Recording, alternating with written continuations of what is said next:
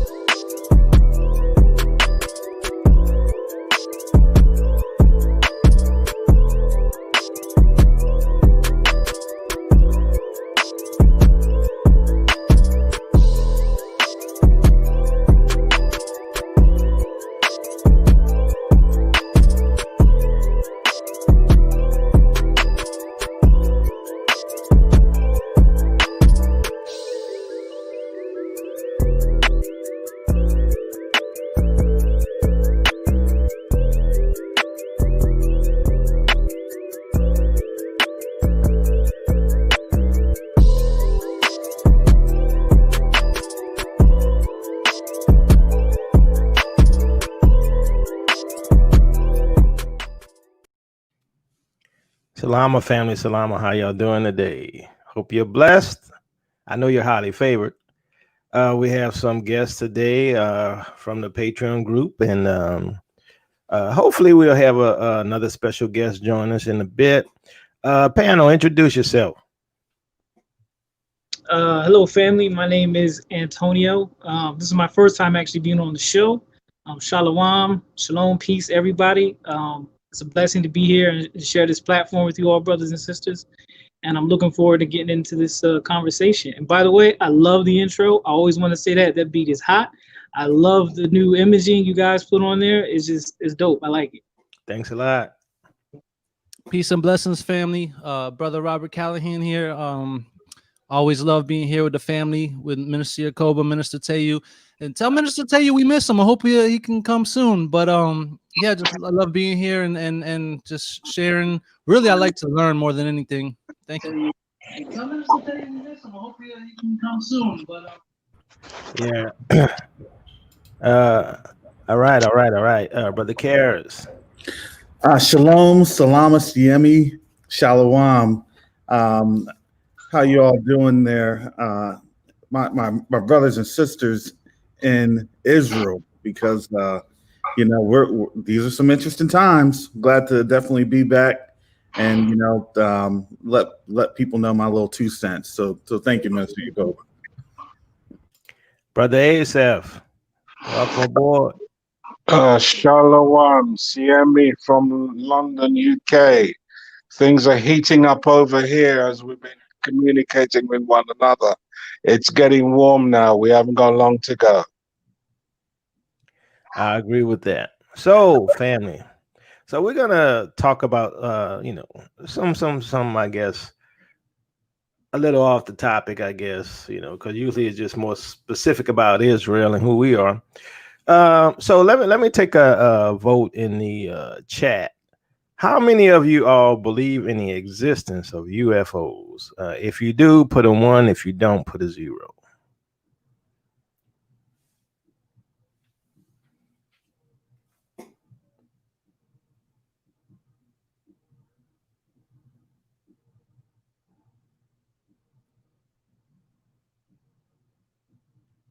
I see a half. I see a 0. Most of them 1s. Okay. All right. Minister Dante Forson, welcome aboard. How y'all doing? So this Minister Dante, I consider the expert on all of this. So we're gonna have some good conversation with the panel today. So one thing I want to share before we get started in this is 2 things. I want to talk about Project Bluebeam before we get started, because we need to have a balanced look at a lot of this. So, all right. So I don't know if many of you all heard of Project Bluebeam. If you've heard of Project Bluebeams, put a 1. If you haven't, put a 0. I'm just curious on that. So Project Bluebeam is a conspiracy theory that claims that NASA is attempting to implement a new age religion with the Antichrist at its head and start a new world order via a technologically simulated second coming. The allegations were contained in an audio presentation in '94 by Quebecois journalist turned conspiracy theorist Serge Monast and later published in his book Project Bluebeam, NASA. Proponents of the theory allege that Monas and another unnamed journalist who both died of heart attacks in '96 were in fact assassinated. In addition, the Canadian government allegedly kidnapped Monas' daughter in an effort to dissuade him from investigating Project Bluebeam. The project was apparently supposed to be implemented in '83, but was delayed. It was then set for implementation in '95, '96. Monas thought Project Bluebeam would be brought to fruition by the year 2000. So right here, I'm gonna go down a bit because there's a few stages, right? The theory. The primary claim perpetrator is NASA, presented as a large and mostly faceless organization that can readily absorb such frankly odd accusations aided by the United Nations. According to Monas, the project has 4 steps. 1 is the breakdown of all archaeological knowledge. This will apparently be accomplished by faking earthquakes at precise locations around the planet. These locations will supposedly have fake discoveries to convince humanity that new discoveries will finally explain to all people the error of all fundamental religious doctrines. Step 2 involves a gigantic space show wherein 3-dimensional laser projections will be beamed all over the planet. These will take the shape of whatever deity is most predominant and will speak in all languages. At the end of the light show, the gods will all merge into one god, the Antichrist. This is a rather baffling plan, as it seems to assume people will think this is actually their god, rather than the more natural 21st century assumption that it is particularly opaque Coca-Cola advertisement. I'm gonna skip down. Step 3 involves making people think their God is speaking to them through telepathy projected into the head of each person individually using extreme low frequency radio waves, which we know that exists. Step 4 has 3 parts: making humanity think an alien invasion is about to occur at every major city, making the Christians think the rapture is about to happen, a mixture of electronic and supernatural forces, allowing the supernatural forces to travel through fiber optics, coax, power, and telephone lines to penetrate electronic equipment and appliances. All right, let's see. All right, so that's all I'm gonna read about. Well, no, there was one more part I want to read. This part right here, the actual source of the theory. Now they say this is the actual source of the theory. I disagree with that, but Joel Engel's book of Gene Roddenberry, The Myth and the Man Behind Star Trek, was released in 1994, shortly before Monas' widely sourced lecture on Project Bluebeam. In May '75, Gene Roddenberry accepted an offer from Paramount to develop Star Trek into a feature film and move back into his old office on the Paramount lot. His proposed story told of a flying saucer hovering above Earth that was programmed to send down people who looked like prophets, including Jesus. All the steps of the conspiracy theory were in the unmade mid-70s Star Trek film script of Roddenberry, which were received for the Sting Star Trek Next Generation episode, Devil's Due. Okay, there is no evidence deliberate fraud on Monas' part, given his head was quite thoroughly full of squirrels and confetti by this time, blah, blah, blah, right? So one thing I want you all to know is that, you know, they tried to use this, right, in movies, right? As we know, they tried to use this whole thing. Here's the part I really want to read. Project Bluebeam proponents believe psychological preparations. Let me do that again. Project Bluebeam proponents believe psychological preparations have already been made. Monas having claimed that 2001: A Space Odyssey, Star Wars, and Star Trek series all involve an invasion from space and all nations coming together. The first 2 don't, plus the third is peaceful contact, and that Jurassic Park propagandized evolution in order to make people think God's words are lies.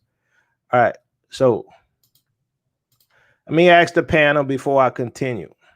So, panel, what do you all think about the whole idea of Project Bluebeam?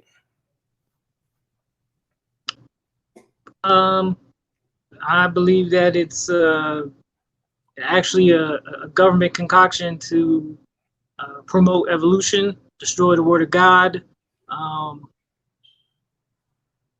to help usher in the Antichrist, to build distrust in organized religion, and to essentially crush people's faith. We all know that the technologies and the mechanisms are in place to make this illusion just lights and smoke and mirrors show come true. We've all seen what they can do with the 3D holographics and all the other technology like that. So it's not impossible at all. It's very plausible, in fact, that it'll happen. It's just a tool. It's a tool used to destroy people's faith, help usher in the Antichrist. It's pretty much on the nose. It's an easy one. It's I don't see how you couldn't see straight through it. But that's kind of my take on it. Minister Dante, what's your thoughts on Project Bluebeam? I actually first heard about it, like I would say late 90s, early 2000s, in that context in a UFO magazine, and they were talking about they were going to use it to fake the second coming. So I do think it's going to be used to shake people's faith. If it's used, it'll be used to shake people's faith. So far, I don't know if it's going to be used. They've been talking about it for so long that they may have changed the game plan. But yeah, I think it's a tool to really usher in the Antichrist if it's going to be used for anything. Well, that's how I felt. I sort of felt, well, they've been talking about this for how many years, do they think it's going to work? But we're going to continue that discussion as we go on. Brother Asaph, what's your thoughts on Project Bluebeam? My thoughts are that Truth Unveiled 777 put up a video on YouTube about it some years ago, and it was taken down and his channel promptly demonetized a few months later after that. Okay, I guess I better find a new streaming service, but yeah, let's go.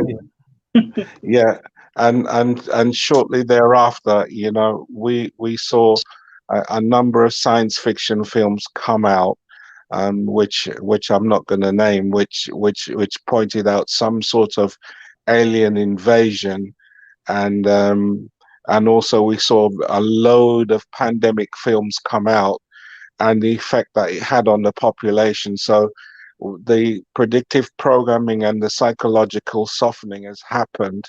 So at the present moment, with this pandemic worldwide, people are looking for a savior, and the church, in their aligning themselves politically worldwide, they have failed in their Zohar prophecies, and things are not running according to plan. So the Project Bluebeam will be the most logical step to reset the religious agenda and to take psychological control over the populace now, because people are not listening to what their leaders are saying.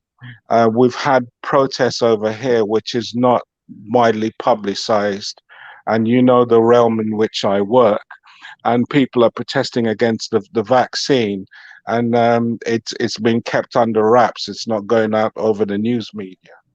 Back to you, Brother Yakoba. All right, Brother Rob, what's your thoughts? Project Bluebeam. I think they've likely already have used it on different things. I mean, there's even evidence that perhaps 9/11 was carried out with similar technology, if not the same technology. I mean, I've seen video evidence of the airplane hitting the building on one end and then the nose coming out on the other, right when it exploded. So, I mean, I don't know, but I do think, I mean, also, what was that stuff that we saw? I don't know, it looked like a big giant bubble or blue bubble, or some people called it like a sperm cell or something in the sky. Remember, I think it was a year or two ago. Like, what was that? So I think maybe they were testing that out. But I think it's definitely I think for sure, in my opinion, it exists, and what they're going to use it for, I guess, we'll see. If it, like you said, we've been talking about it for years and years. So are they still going to roll it out? But it's still tossed away by the masses as a conspiracy theory. Anytime you bring up anything like this, you get called a conspiracy theorist and crazy. Brother Karras. Yeah, I'm looking at the comments here, and I'm looking at King Stall and Stanley Willis, and basically, for my take, and we've now seen a generation of people on this planet that have been primed for, ET, alien technology and all this other stuff, where we already know that there's nothing new under the sun. And if they've done it, if they've done it now, it was done before, So my biggest thing is, if they're now trying to unload, all the toys that they have, you got to remember everything that's done in a tactical move. If they do things, is done out of desperation. And you have to remember, they read the Bible too. We're not the only ones that read the Word. They understand that if this is getting publicized, if they're trying to have China go back on the moon and say that they're dropping the flag back on the moon and all these things, they know that they don't have that much time, but they also know that this time frame is now closing out. So now they have to scramble to a time frame to where they're going to be without, because this was really the age of the haves and the have-nots. And so now the haves are going to start becoming the have-nots, and we're seeing that every day. So what I'm gonna do is show this video. This is what kicked off this discussion in my mind, and some of you all have seen this, but it was real interesting on where this seems to be going. Once again, I'm not sharing audio, and really for this video, there's no need for audio. So just let's look.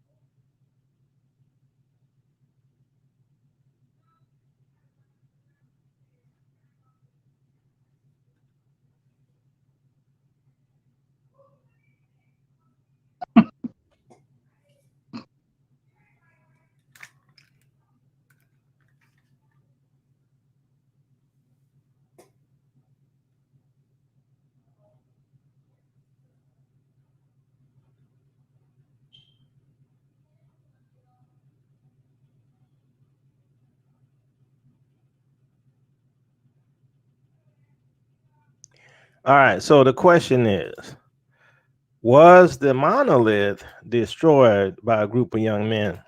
What's going on with this? And so I'm gonna share some more information, because I know all of you sci-fi people saw what I saw, right? And many have talked about it. 2001: A Space Odyssey, right?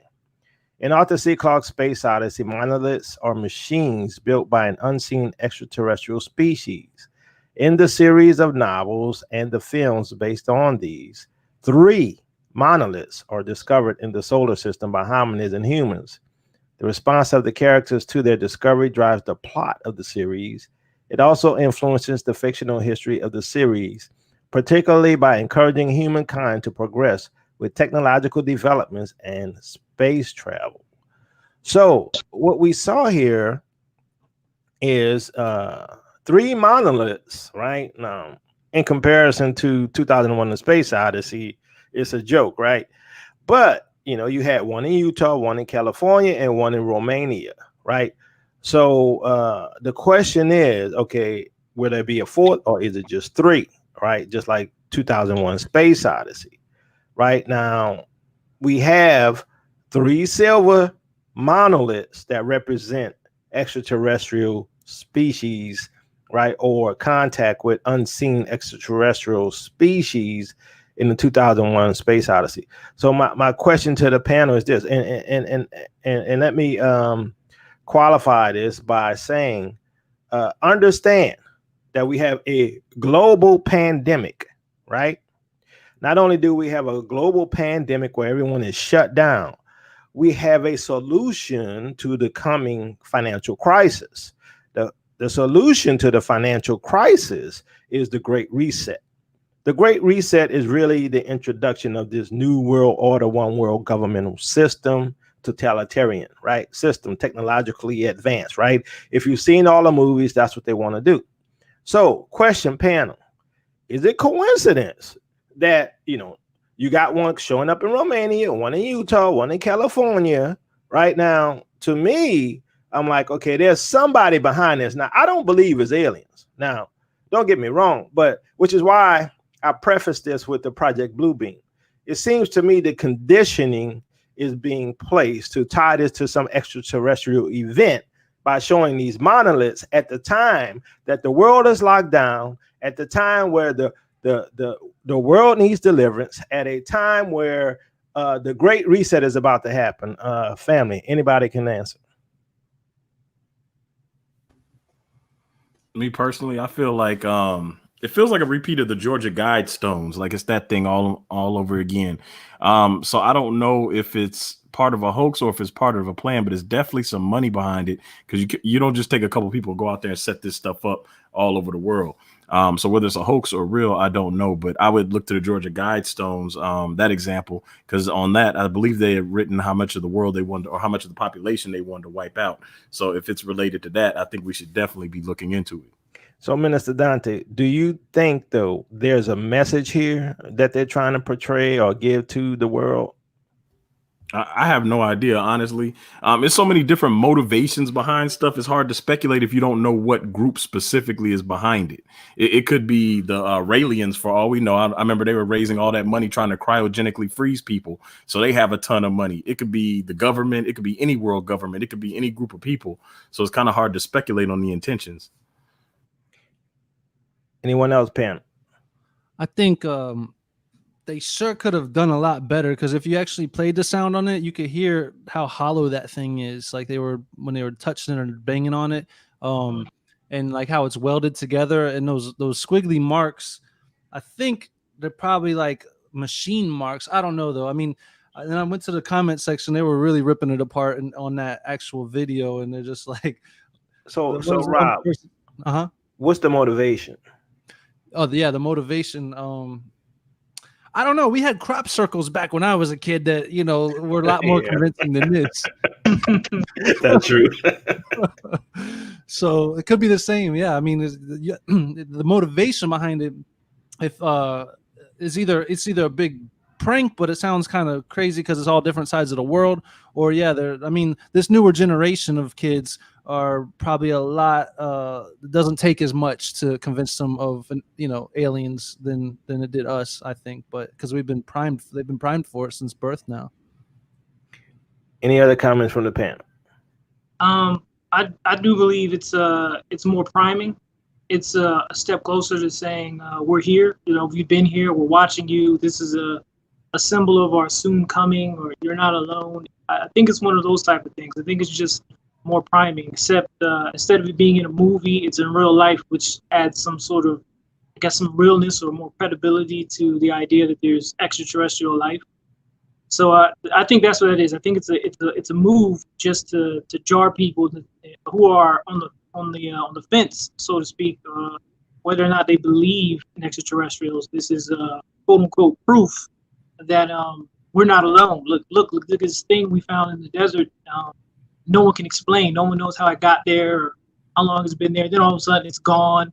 And earlier when Brother Callahan said that when you were tapping on it, people were tapping on it and sound hollow, it clearly looked man-made to me. It did not look like some sophisticated piece of symbolism or whatever that came from some advanced race of aliens from another planet. It looks like some guy in his garage who knows how to weld made it and then said, I'm going to squiggle this thing up and just squiggled across it with his torch or something. It doesn't impress me. It doesn't wow me. I've seen better deception, and it's a joke to me. I look at it and I laugh. That's really how I see it. Anyone else? Hey, Brother Yacoba, I'm about to head on over to Robert's house, and we're going to work on a new beat for the Close Encounters of the Third Kind. Okay. All right, Robert. We're gonna work on that new beat. It ain't gonna be that 80s slow anymore. You know, it's gonna be something for this this new time. But yeah, that's we see these deceptions going on, and it's just, for me, just looking at that, it's like, well, I think you'd be a little bit more original, but you got to remember they don't have that originality, so they're lacking that. So they have to go through the same motions that we've seen, and you have to remember, if a people are going through the same motions, that people know that they're kind of close to their end, because that's really the definition of not just insanity, but that's actually the definition of coming close to an extinction level event. Brother Asaph, any comment? Yeah, some many years ago, I was a sheet metal worker, and that was the first job I got after I left school in this country. And that sounds like some cheap aluminium job, and some kid squiggling stuff on it. The script doesn't conform to anything that we read in history or anything archaeological. It's just another massive hoax, which the kids who haven't read many novels and watched the old films like what we have will fall for, and very, very easily. Yeah. Back to you, my brother. So here's what I think. Y'all ever saw the movies where, you have a person and they hypnotize and they don't know they're hypnotized to be the hitman?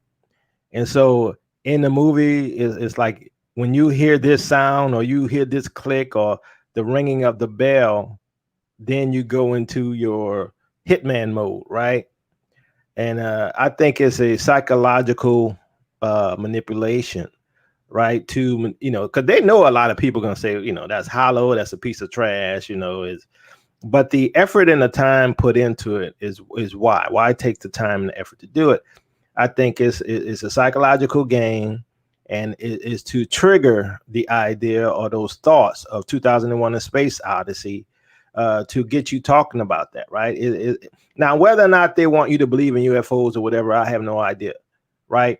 But I do know that, a lot of times these things that they do that doesn't make sense is because it's a psychological program or, manipulation behind it. So one thing I want to do is share this. So let me ask you, panel, before I do this. I'm going to ask Minister Dante first. So, Minister Dante, do you believe UFOs exist? And if they do, what do you think it is? I believe UFOs are spiritual in nature, specifically linked to fallen angels and possibly non-fallen angels, definitely demonic entities. Whether or not they're real craft or something from the spiritual realm called Merkaba, that is hard to determine, because sometimes the spiritual does become physical and interacts with us. So whether they're nuts and bolts ships, I'm not sure. I asked this on the last angel study. The Bible describes the angels as having chariots. So do the angels build their own chariots, or did God create those chariots for them? So there's something going on in the skies, because it's been documented forever. And I believe it's of a spiritual nature, not of extraterrestrial entities, as in beings from another planet that evolved somehow and then came to Earth. But these are created beings that we call angels. Some of the ancients called them the gods. They've been known as fairies and all kind of things throughout history. Because if you examine them and compare them side by side, they have a lot of similar elements to the descriptions and interactions. So when we look at UFOs, some of them can be spiritual, but do you think some of them is man-made objects?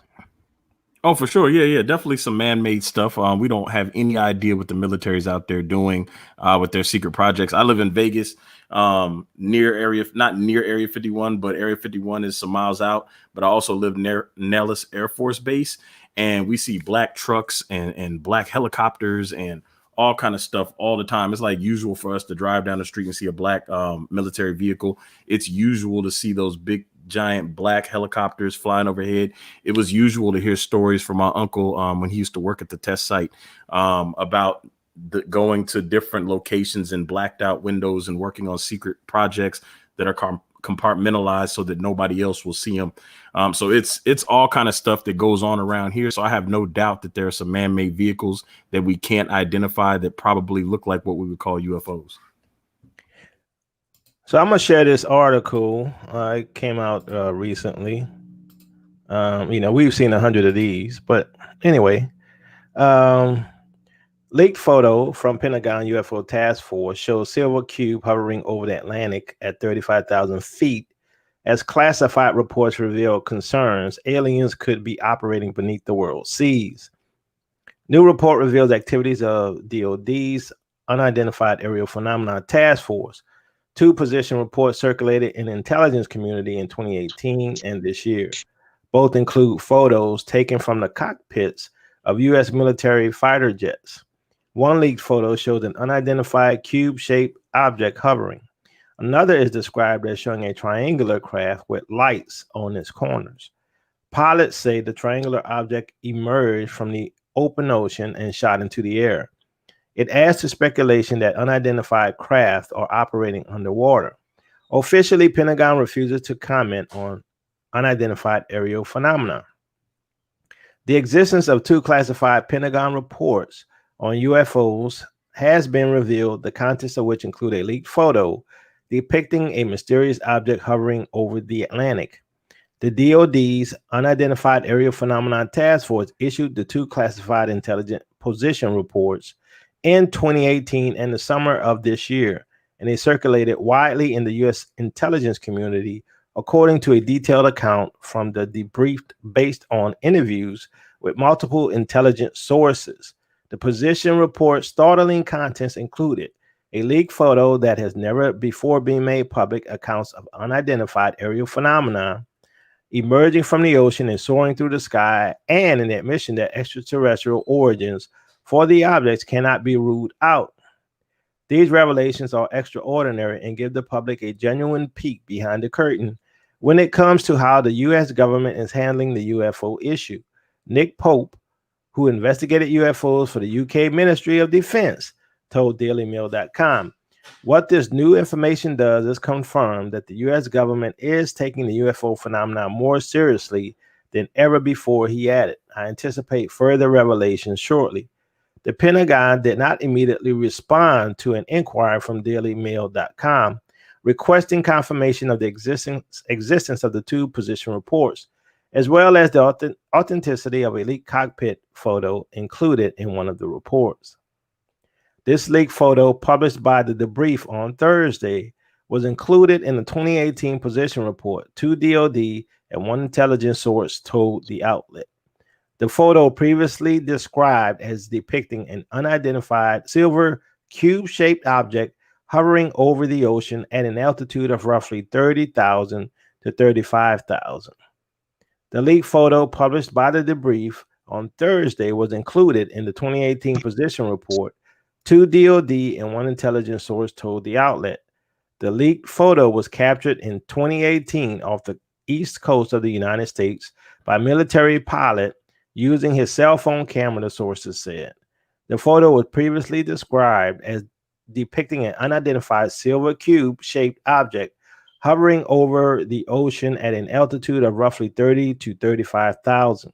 It appears that the image was captured by the backseat weapons operator of what appears to be a FA-18 fighter jet. Experts were baffled by the photo, but noted that the object somewhat resembles a GPS dropson, whatever that is, an atmospheric profiling device designed to be dropped from aircraft, typically over a hurricane. However, the object in the photo does not have the GPS transponder dangling from it, as a dropson does, and dropsons plunge toward the Earth at 10 to 12 meters per second rather than hover in the air. It is possible that the object is some other kind of weather balloon. They've been saying that forever. But anyway, you all could go read the rest of this stuff. Now, my question to the panel is, how many of you all have been following this over the decades, right?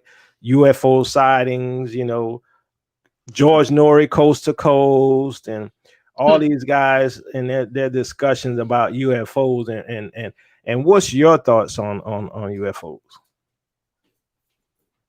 I have to admit I'm guilty of watching or listening to George Norrie Coast to Coast AM back in the day. I used to listen to that, and that kind of gave me the introduction into the idea of UFOs, really, like the seriousness, how seriously people take it. But I don't believe for a second that there are UFOs, little green men or gray men on some planet from the Sirius solar system building space rockets to come here to Earth to stick, you know, giant hunks of metal in the ground as a way to say hello, doing weird stuff. Like, it doesn't make any sense to me. So what do you think they are? Oh, I believe they're I don't believe they're extraterrestrial. I believe they're extra dimensional. I believe they are created beings. I believe they are fallen angels coupled with demons and human technology, drones, holograms, things like that, to help kind of buff their power, their ability to show themselves. I do believe that some of the spacecraft we see in the air are man-made, but it's only because it's a fallen angel technology. So the angels or demons, whoever they're speaking with, is giving them information. That's why the Nazis were so crazy about building spaceships and all that jazz, and why Hitler took their trip to Antarctica and all that. So what that is they've gotten information technology from fallen angels how to build these things. However, they can only go so far on their own. We've seen two distinct varieties of these UFOs. So we see the ones that pretty much look physical. They look metallic. Then you have these weird lights, these orbs, and these sort of metallic looking ones that change shape. They can morph and change from an orb to a triangle, and it looks like they become just amorphous. They don't really have so much of a shape, but they're constantly configuring themselves. And we've seen them disappear out of reality, out of our time space, and go somewhere else. The question is, where are they when you don't see them? We see them come and go, and they only seem to show themselves when they want to be seen. Like, you don't ever catch these things off guard.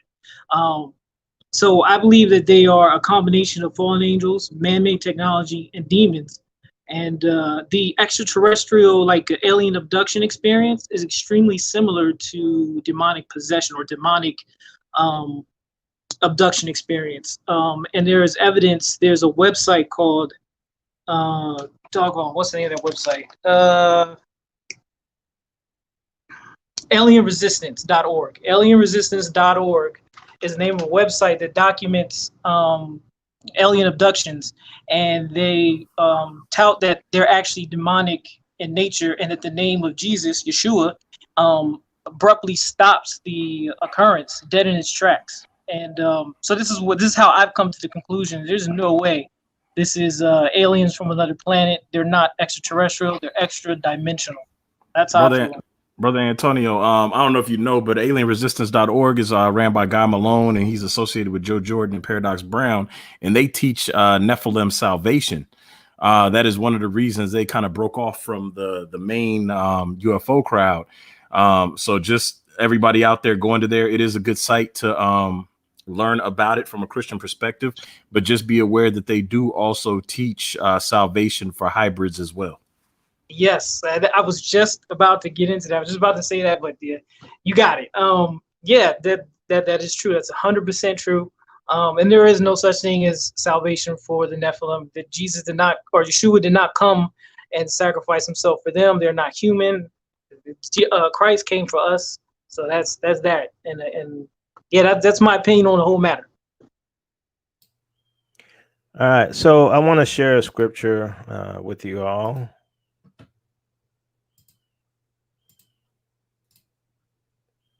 Deuteronomy 33:26-27. There is no one like the God of Jeshurun, who rides across the heavens to help you, and on the clouds in his majesty. The eternal God is your refuge, and underneath are the everlasting arms. He will drive out your enemies before you, saying, destroy them. Do you all think that this scripture hints at the Most High riding in some type of vehicle or not? Anyone? Let me ask Mr. Dante. Do you think that says that the Most High rides on some kind of vehicle or angels or what? What's your thought? I don't know. Some of this stuff is honestly hard to interpret, and then once you start going down the path of it's a vehicle, then it gets kind of confusing in some parts from there. So I don't know. I really don't know. I won't even go further than that. Anyone else got a comment? If not, I'm gonna move to my next thing. So I'm gonna show you this article. So there's a video out there. And so, I mentioned this before on previous shows. This is what convinced me that UFOs are real. Now, I don't believe, as the panelists, most of the panelists, I believe, we don't believe that these are physical beings from a planet, who coming to, help us get to our higher self. No, we believe they're fallen angels, demons, whatever you want to call them, right? Enemies of the Most High. Now, all of them aren't, right? Because we know that in Ezekiel, right? Ezekiel, they saw in the heavens the angels, right? And this, he said, those who are with us are greater than those who are against us, right? So there was something they saw. Whatever that was, I don't know, but they saw something. So I'm going to share this. So I got the article instead about this particular invasion. You have to watch the interview itself, right? Because you have to see the children who was involved in this, right? And so this happened in Zimbabwe, right? Now, I don't know how many of you heard about this, but it's one of the, I guess, to me, the most compelling. I mean, there's a lot of stuff out there, but it's mostly older people getting abducted, things like that, right? But this one, it had to deal with little children. So remembering Zimbabwe's great alien invasion, tracking down one of the aerial school experiences took some doing, but eventually I connected with Sarah in what she referred to as a most stubborn old roadie, right Rhodesian bar in downtown Harare. Now, remember, family, there's a video with this stuff. So go look for the video on YouTube and watch it. Of the more than 110 children and staff who had been at the school, which sits just outside the small agricultural center, Arua, when the aliens landed in 1994, she thought she was probably the only one still in the country. Everyone's, off to Canada or the UK, she said, or died. When it became clear to her drinking buddies that we were going to talk UFOs, eyes began to roll. All right, I'm going to skip that part. She ignored him. What do you want to know? Actually, it'll be simpler if I just shoot. It happened, okay? 62 kids between the ages of about 6 and 12 saw the aliens land and get out of their little ships. When the kids returned to class, they were completely freaked and could not stop nattering about little men who looked a bit like Michael Jackson. The teachers told them to shut up, as teachers are wont to do, and classes proceeded. But the next day, the school received a bunch of calls from parents wanting to know why their kids were spooked. It got so that the teachers started to freak out too, and a local UFO expert called Cynthia Hind was invited to speak to everyone. It was via her, I think, that we heard about a famous shrink who was coming from the U.S. to assess the children. What was his name now? Mack, Dr. John Mack, who I heard was killed by a drunk driver a few years back.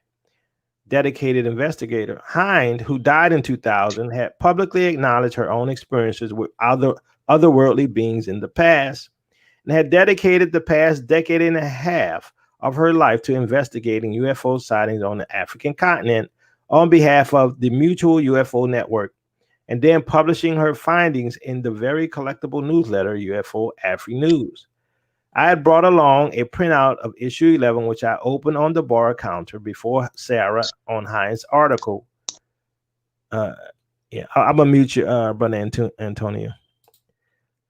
All right, Wednesday, the 14th September 1994 was an exciting night for South Africa. Round about 2050 to 2105 hours, a pyrotechnic display of some magnificence appeared in the almost clear night skies of this part of the continent. an aerial school child telling her story of the alien who arrived. Astronomers across the region soon reported that the pyrotechnic display seen as far afield as Zambia and Botswana had been a meteor shower. Hind, though recorded receiving dozens of reports of a capsule-like fireball, trailing fire and flanked by two smaller capsules. She also received several reports of alien sightings around the same time. A young boy and his mother reported a daylight sighting, a trucker who had seen strange beings on the road at night. And then on September 16th, Hind received a report from Ariel School, which she records as Case 96 and describes as one of the most exciting UFO stories of this or any year. Childhood recollection. Hind's narrative closely mirrors Sarah's recollection. At 10 a.m., Hind writes, on a hot day, the children were let out for their mid-morning break. They were drawn to an area beyond their playing field of long grass with thorn and other indigenous bushes, trees growing higgledy-piggledy fashion, and undergrowth thick and heavy enough to hide a child should he venture there. The teachers had all entered the staff room for a meeting, and the only adult outdoors was the truck stop mistress, who was soon swamped by children claiming they had seen 3 or 4 objects coming into the rough bush area, disc-like objects coming in along the power lines and finally landing in the rough among the trees. The children were a little bit afraid, although they were also curious. The UFO investigator goes on to record the testimonies of several of the children, who she says represented a cross-section of Zimbabweans, Black African children from several tribes, colored children, a crossbreeding of Black and white, Asian children whose grandparents were from India, and white children, mostly Zimbabwean born, but whose parents were either from South Africa or Britain. Although they all came from wealthy families, tuition at Ariel School was expensive. Hind believed their cultural differences gave rise to differing interpretations of the event, and that the differences in interpretation made the details that were common to all accounts very compelling indeed. One of the white students, for example, thought at first that the little man in black might have been Mrs. Stevens Gardner, but then he saw that the figure had long, straight black hair, not really like a black person's hair, so he realized he had made a mistake.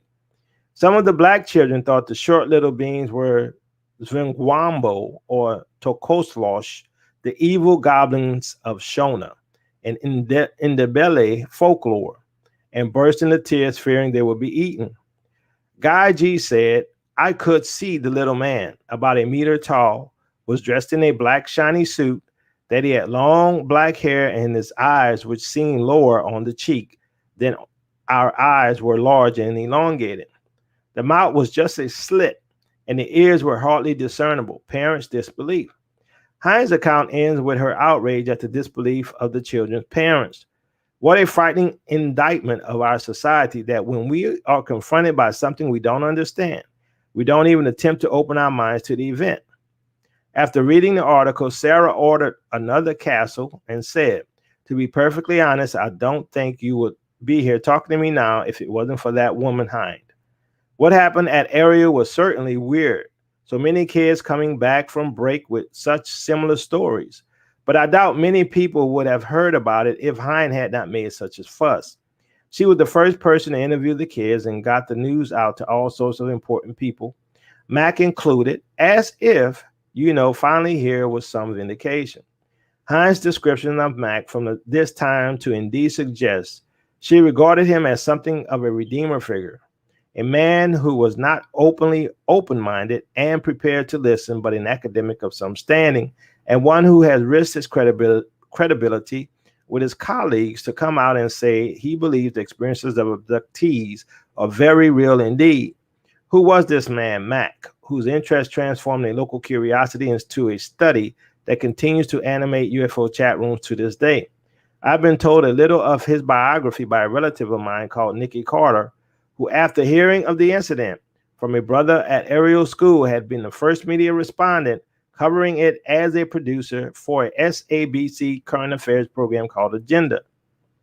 Dr. John Max, she said, had been a Pulitzer Prize winning author. I'll skip that. Highly regarded, Mack had nevertheless been having a tough year professionally when Carter met him. His problem stemmed from his interest in alien abduction phenomena, which he had begun researching in the early 1990s, about which he had written the best-selling book, Abduction: Human Encounters with Aliens. Carter sent me Mack's own account of the fallout. In the spring of 1994, he writes in his second book on the alien abduction phenomenon, Passport to the Cosmos, one of the deans at the Harvard Medical School handed me a letter that called for the establishment of a small committee to investigate my work on alien abduction phenomena. Dr. Mack was a Pulitzer Prize winner who came under fire for his UFO research. After explaining vaguely that concerns had been expressed to the university about what I was doing, he added pleasantly, for he had been a friend and colleague, that I would not have gotten into trouble if I had not suggested in the book, Abduction, that my findings might require a change in our view of reality, rather than saying that I had found a new psychiatric syndrome whose cause had not yet been established. Another peer, Paul McHugh of Johns Hopkins, was less delicate, describing Mack in the Los Angeles Times as a brilliant fellow who occasionally loses it, and this time he lost it big time. Mack's standard rejoinder was to point out that although alien encounters were not possible according to the science of the times, they might nevertheless turn out to be real in some way that we do not yet understand, as the bizarre reports of rocks we now call meteorites falling from the sky seen in the 18th century. All right, so you could go and read the rest of that, but if you all get the chance, go and pull up the video about the 62 Zimbabwe kids, children who experienced this, and it's really good to see their own testimony and the way that they respond to the questions from the interviewer, right? Because you can tell, children can't, in my opinion, they can't lie that good. And then to have 62 children to say the same thing, right, convinced me that something happened. Now, we know throughout history and throughout, many of the ancient texts, right, there are these beings, we call them angels, right? Other cultures call them other things, gods, with the lowercase g, right? We have the history of the elves, all of this mythological stuff that happened throughout many generations and in many cultures, telling the same thing. So in many cultures, you have one thing in common, what? The flood story, right? You have another thing in common, God's coming down, right? So panel, have you all heard of the Zimbabwe experience, right?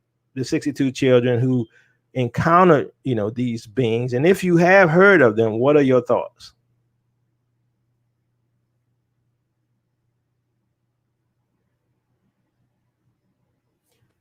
Let me unmute you, Antonio. Hold on one second. All right, go ahead. I actually did a few years ago, maybe, I don't know, 7-8 years ago, maybe 5 years ago. Listen to Coast to Coast AM. That's how I came across the story. Someone was sharing it, and that's how I ran into the story. I looked into it myself, and I believe that it was what I said earlier about it being a combination of physical craft made with fallen angel tech, maybe helped by the hands of men, built by men, but designed by fallen angels, the technology given to them. And then the physical beings you're seeing, it could be the hybrids, the human angel hybrids. It could be angels maybe physically manifesting themselves, as we know that the angels can do. I'm really not sure on the physicality of the beings themselves. I'm leaning more towards it being some sort of genetically engineered hybrid of some sort. But it all could being demonic, fallen angel, and men just kind of helping with the show. And I think that was perhaps another attempt to sway humans, mankind, into the idea that there are extraterrestrials and, oh, look, here's some right here. Actually, when they're really homegrown, made right here on Earth. That's what I believe about it. So are aliens, or these beings, right? Are they as Brother Antonio was talking about, are they physical beings or spiritual beings? What do you all think, Minister Dante? As far as being physical or spiritual, I believe they're spiritual beings that can manifest into the physical realm. So like a combination of both, depending on what their function is. Karis. Oh man, you hit me with some good questions today. So I had to go and do some research and do some back in the day, thought processes. And we would think about Star Wars and Star Trek like as a TV show, but you're gonna get me blocked with that background music. let me turn that let me turn that off. But I tend to always have thought, look, these folks aren't crazy, because we understood that in the Bible, they looked at angelic beings and they knew angelic beings. So so one of those was when you looked at Abraham and you saw Lot. When the Most High was visiting, the people knew. They would say what? And they looked what? Glorious. So they looked of some sort of esteem or some sort of character, or they just weren't, it wasn't natural. Now, in terms of whatever demonic forms that they may take, that's something that's I guess it just depends. But I believe that as a lot of these cultures have seen it, I believe that we've seen it. I believe that we'll see and walk with angels. We just don't know that they're angels. But we do know that even the chief prince of Israel is Michael. That's the angel of Israel. So if that's the case, we already know that there's warring in the heavenlies. It's just that when that spiritual warfare does manifest itself, that's something that we always get shocked, because we always think that on the natural, that everything happens in the natural and nothing else from that spiritual side will ever manifest, because we've seen the movies, we've seen the TV shows, we've seen all these different sci-fi things, and that's where we get our biases and heuristics of the supernatural. But even Christ was dealing with the supernatural. He knew, he could see, he understood, and they were shouting and screaming, get away from this, Son of the Most High God. What do you want to do with, what do you have to do with us? So he was understanding, and you understand that's where we don't even quite understand how spiritual all this stuff is, even from the computers, that, just objects. We don't even know it. That's why even the Most High said, look, get off of those wooden stones, shoot. We probably craft demons and not even know about it. You know what I'm saying? Just based off of imaginations. Oh, I made this little stick man. You need to throw that little stick man away, because if you put too much imagination and thought into it and you began to serve and worship it, then guess what you done did? You already done created an idol. So that's where we have to be careful. So, Brother Asaph, quick question. So the Bible says that we fight not against flesh and blood, but against principalities, wickedness, and spiritual wickedness in heavenly places. Do you think that these beings, whether they, angels or whatever, are the ones who are truly behind this world government movement? Most certainly. The governments are not driven by their own imaginations as such to plan anything. Their chief executives are these Nephilims, whom it's documented both in scripture and both in secular texts that they are consulted with these demons in order to give themselves power and in order to direct how things transpire on the earth. It's absolutely clear. Back to you, Brother Yakoba. Brother Rob. What's your thought on this whole angel thing and UFOs? Well, one common thing that I've noticed in this awakening, that I'm going to go out on a limb and say that the majority of Israel that's awakening to who they are have awakened to also the biblical cosmology, and how we were pretty much deceived our whole lives for generations and generations, like the whole heliocentric model and all that. And so one might ask, especially if you bring this to a naysayer, they say, well, why would they lie about that? And that's a good question. That's a good point. But to me, it seems like the end time deception is leading to something having to do with aliens and some type of interaction. You want to call it an invasion or something, because they've been pushing the globe on us since kindergarten or preschool, and everything else. So it's to me, it's like it has to be leading to something, because the enemy is very, very cunning and very subtle. So this is something that's been laid out for hundreds of years, if not thousands of years, from Satan himself. And yes, I do think Satan and his fallen angels are definitely in contact with whether it's the government or the secret government, definitely the world government, the central bankers, the ones that make the money, that have all the power, for sure. And then I just like to add one little other piece of tidbit. It may not really be UFOs, but the whole thing, the CERN, the biggest machine in the world, the CERN, the collider, the atomic particle, subatomic particle collider. It's actually built on a place that the Romans had a temple in honor of Apollo, and people believed then that there was a gateway to the underworld. And then in the scripture, I believe it's in Revelation, it talks about Apollyon and how the angel opens up the bottomless pit. And so this can't be coincidences. To me, there's no such thing as coincidence, especially this big. So that's just my thoughts on it. So, Minister Dante, what's your thoughts on this comment? Teo, UFOs or IFOs, identified flying organisms. They are holy angels with chariots. They have celestial bodies and celestial crafts. Just read Ezekiel 1:3-28.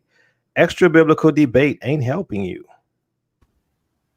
I mean, if people are under the impression that none of this stuff is covered outside the Bible, they're wrong.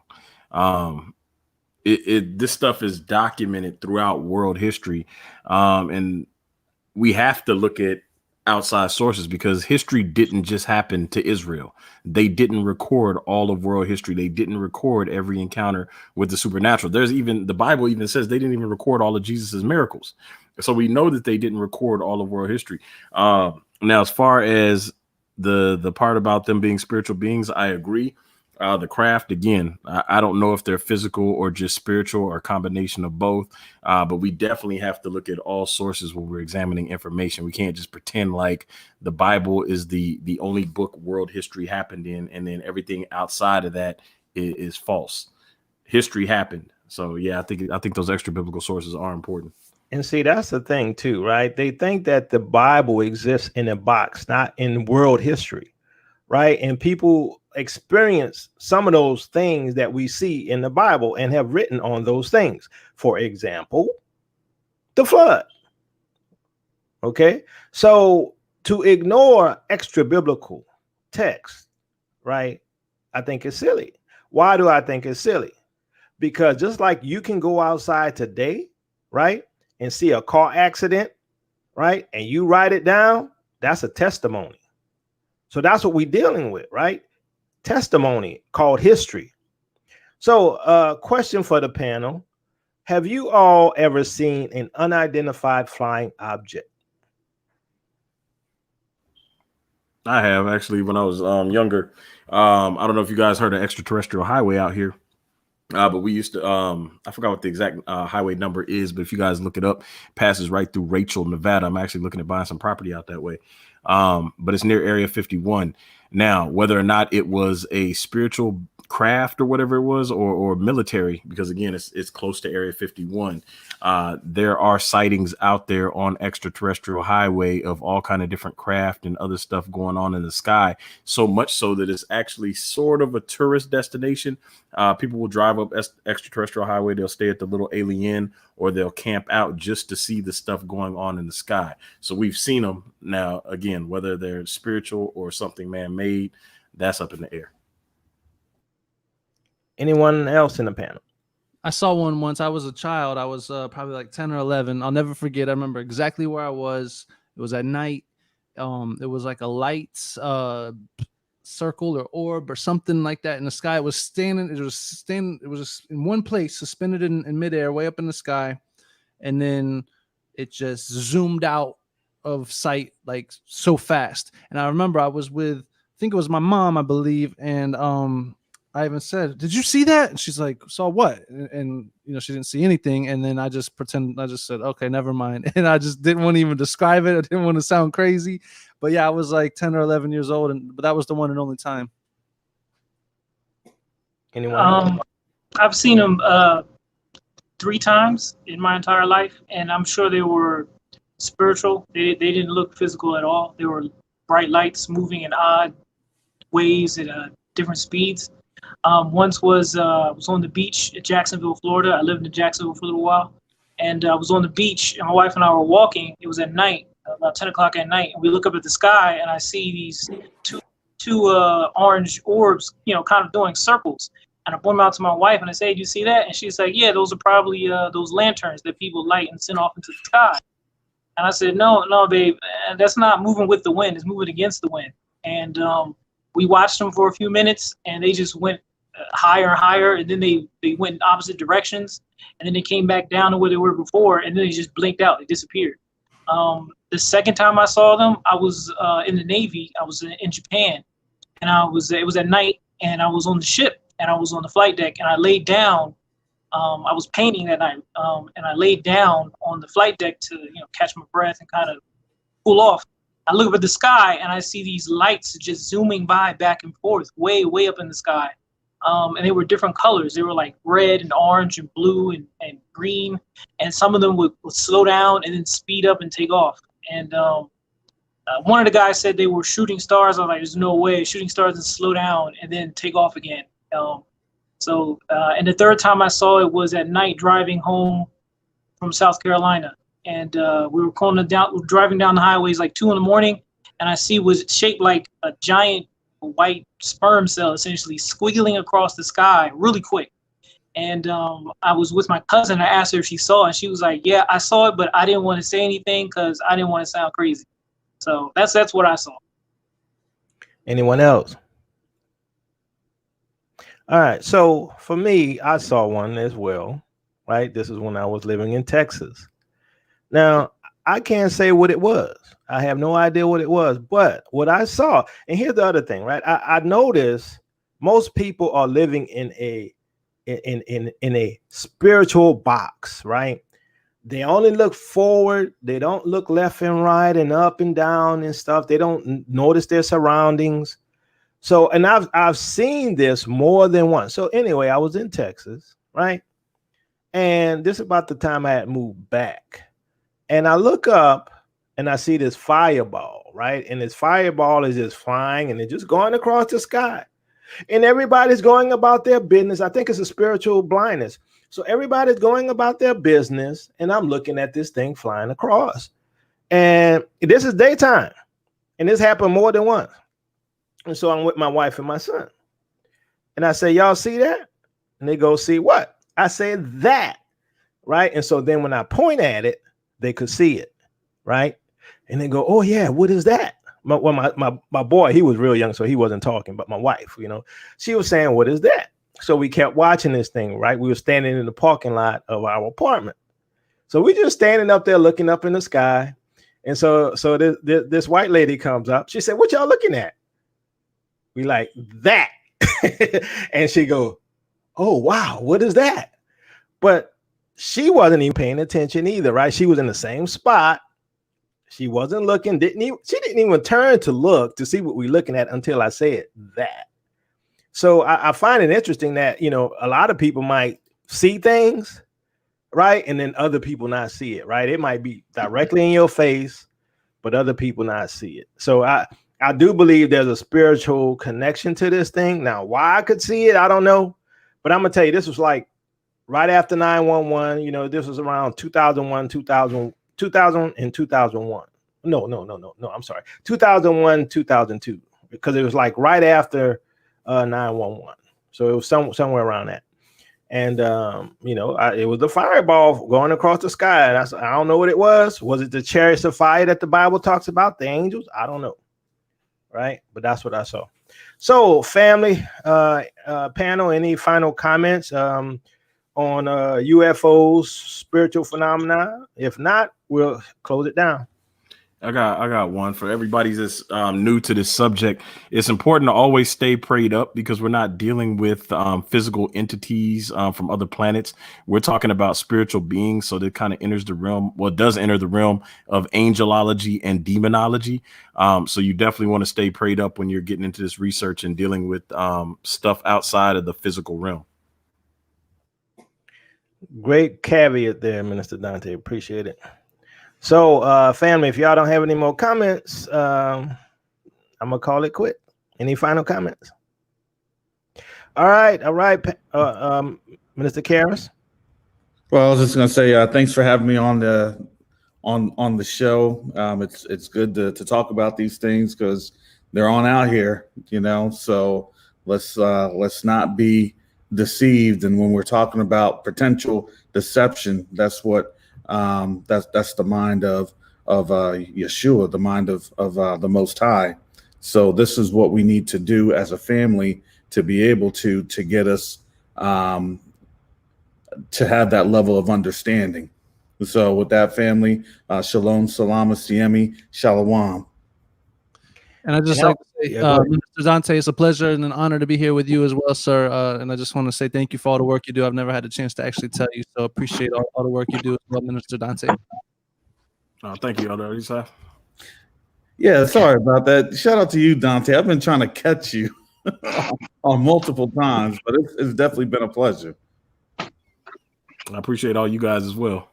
I've been listening to all you guys' stuff, so don't think I'm oblivious to all you guys are doing. I am listening, and I do tune into Teo a lot, and I do catch you, Karras, on your on Covenant Awakenings as well. So don't think I'm just not paying you guys no attention. I pay attention to a lot. Yeah, I'd like to say thank you for having me on the show, Minister Dante. I listen to you a lot. Yeah, I'm a great big fan. And Minister Yakoba, thank you for having me on. You guys are you young men are stalwarts in this walk. And I tell you, loads and loads of people are following you. Loads of assemblies in the UK, loads of assemblies in Australia. You guys are doing such a fantastic job. We really appreciate you. I just want to say thank you for having me. First time being here. It's awesome. I look up to all of you guys. You're bursting at the seam with knowledge and wisdom. And I just ask that the Most High keep you well and in peace, and that his face shine upon you. And I love being here. Brother Dante, your work, phenomenal. I saw that last debate, loved it. Brother Yakoba, keep doing what you're doing. I love this channel. Let us know what the move is when YouTube finally gives you the boot. Because it's coming, brother. Yeah, you know it. Wherever you go, I'll follow. Just tell me where to meet you, and I'll meet you there. For everyone else, the Covenant Awakenings, Brother Callahan, Brother Asaph, I love you guys. It's always good to hear from you guys. I listen to you all when you're joined. And peace, and I love you all, fam. And AM Stone, I want to thank you for the gift. I really appreciate your support, and I thank all of the family who support this ministry. And one thing I want to say, as Minister Dante was saying, do stay prayed up, because from what I sense a lot of deception. I don't think it's a coincidence that they're putting, these monuments all over the place and giving it attention, right? And all at the same time of the craziness with the pandemic and the Great Reset and all these things. There's something going on. Now, I can't tell you what that is. I just say stay prayed up because I think it's a great deception coming.